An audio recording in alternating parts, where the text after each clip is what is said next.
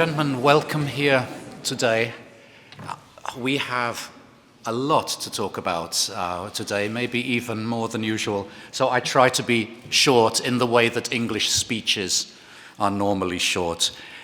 Very much happening next season. We finish our Mahler cycle with the symphonies number 7, 8, 9 and Das Lied von der Erde, combined always, we hope, with unusual, thought-provoking pieces. The first time that the orchestra has played a work by Helmut Lachenmann, about time too, I must say. At this extraordinary combination with the Ninth Symphony, Bruno Walter said that there are places in the Mahler's Ninth where it is no longer music, it is like dust. And these are, of course, this journey between music and sound and noise is very much the atmosphere where Lachenmann works. And for instance, these two pieces should live very, very well together and talk to each other in a very powerful way. Similarly, to put the great 40-part motet of Thomas Tallis with the Eighth Symphony. Mahler did not know the music of Tallis, but it is the world from which the Eighth Symphony comes, and it's a world which it refers back to. So this will be the end of an extraordinary journey for all of us. There are a number of red lines through the season. We explore very much the 1890s, and not only as the fin de siècle, but as the time where music started to change.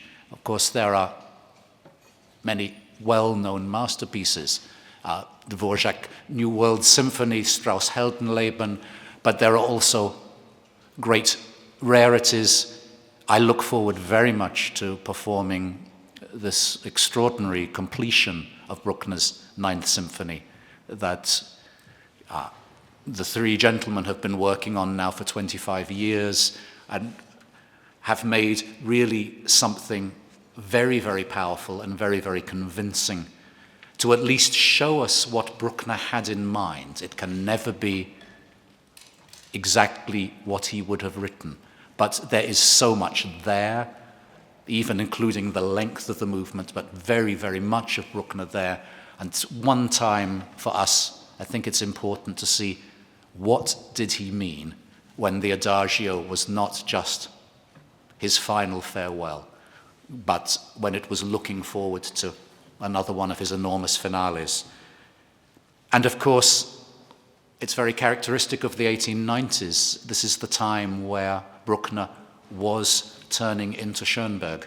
And when you hear the works of Schoenberg written only 5-10 years later, you realize how close the kinship is. And also, for instance, the opportunity to play these masterly choral works of Hugo Wolf, which have only recently come back into anybody's repertoire, will be a great adventure.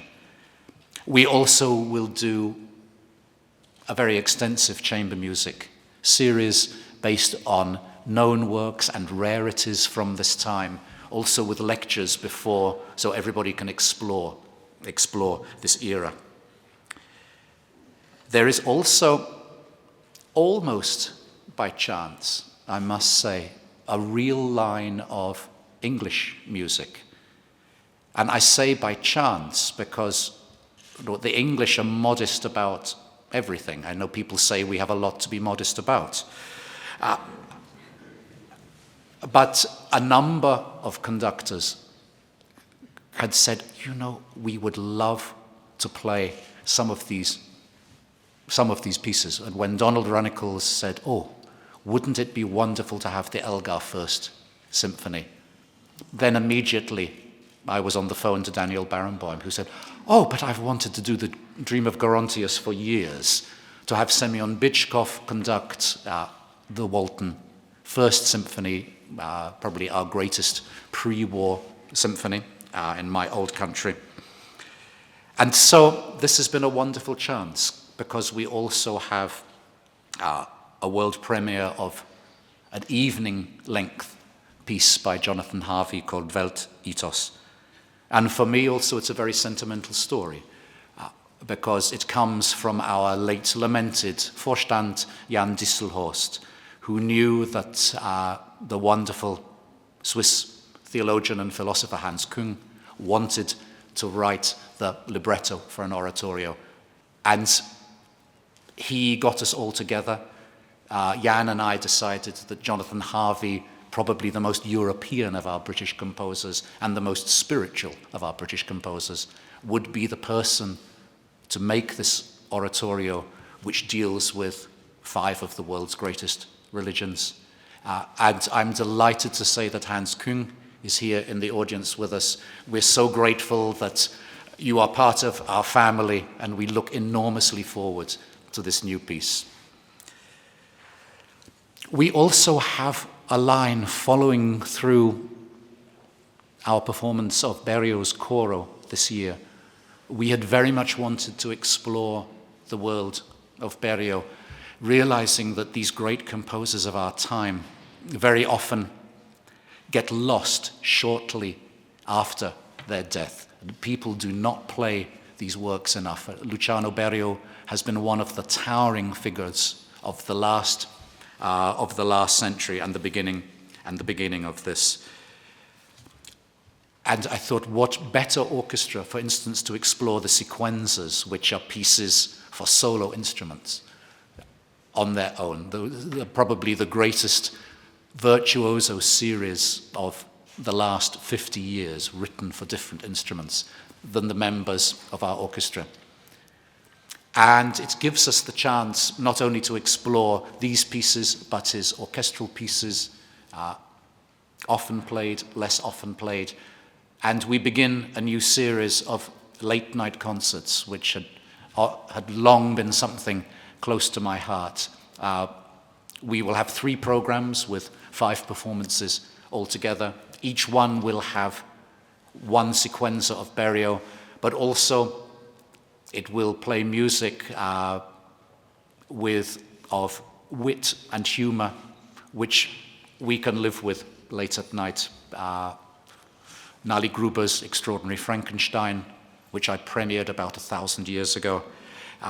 The Ligeti Aventur and Nouvelle Aventur, really one of the funniest pieces of the 20th century, and also Berio's own masterly folk songs. We think it will be a new departure for us and for our audience. We decided we would make it free to anyone who would like to hear a little more music and have a drink, and very, very cheap for anybody who would like to come in here at 10:30 at night. Another new adventure. And while we talk about this, it's not only in the sequenzas, but in a number of other pieces where members of our orchestra play as soloists. Also wonderfully, all 3 concertmasters will play concertos through the years, and a number of others. 2 operas in concert, Carmen, which we play at Easter, and also the Valkyrie, because so many people said, oh, why didn't you play the Valkyrie in concert? So be careful what you wish for. And it's after finally, next to finally, it's a longer English speech. After a season where we had so many debuts of conductors, and where Andres Nelson's on Yannick Nézet-Séguin come the season after next, they return. We have just one, the wonderful young Spanish conductor, Pablo Haras Casado, who has made a name for himself in so many different fields that it makes it even more interesting. Anyone who conducts regularly the Freiburg Baroque Ensemble and the Ensemble Intercontemporain in Paris, but says, oh, what I would really like to conduct more than anything is Mendelssohn, has to be a fascinating person. And finally, our Sylvester concert, where we've been talking for years about what can be the trademark. We noticed that there is another orchestra that plays a lot of Viennese music. over the new year, which is the most wonderful trademark. And we finally realized we should try to make a shape where we gather together all the other symphonic dances. And it's, of course, a huge field.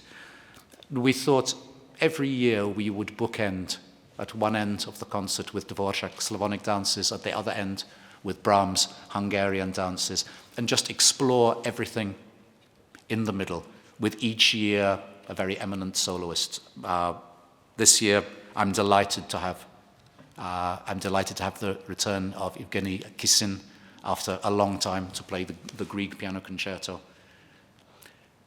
So, another journey for our new year. And I think that's enough for me now. There's much to get through, but I wish you joy with the next season, and I look forward to seeing everybody. Thank you.